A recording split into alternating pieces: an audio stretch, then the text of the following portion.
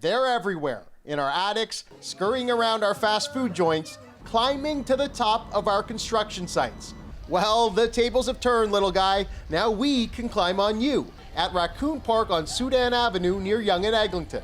Love them or hate them, they're here. We share the city with them. And yes, we spend a lot of time, and understandably, talking about our grievances with what they do to our properties and our garbage cans.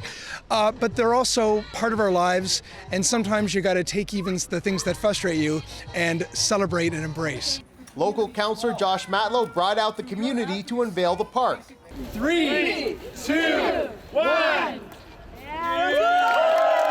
Kids seem to love it. They also love raccoons for reasons only kids would. What do you like about raccoons? That they're smelly. Sometimes they're funny when they get messy. And I really like that about raccoons. One raccoon decided to crash the party, but you know what? Let's just ask him. Let's just be clear here.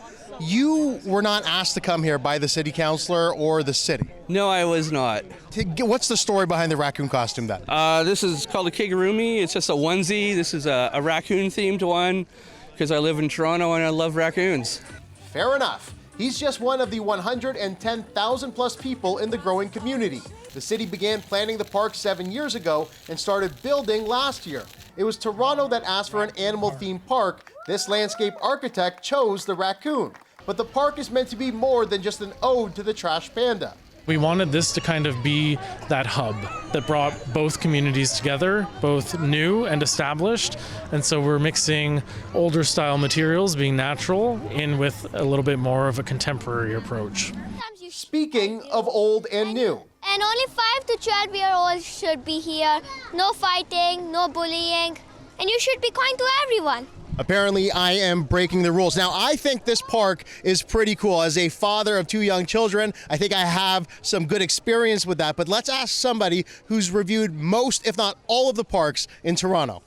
Basically, art that you can climb on, really, is the best way. Andrew Moore goes by the Danforth Dad and has reviewed nearly 250 Toronto playgrounds. Criteria is equipment, location, and extras. Raccoon Park scored an 81 out of 100. Sounds low for how excited I am about it, but really when you take into account other things, it's a very small park, which, you know, it fits into the area. There's a lot of condos around there. And there's no sand, which is unfortunate. Not a lot of swing options. But plenty of places to yell, Mom! Mom! Mom! Look at me! Yell Manucdoc, CBC Toronto.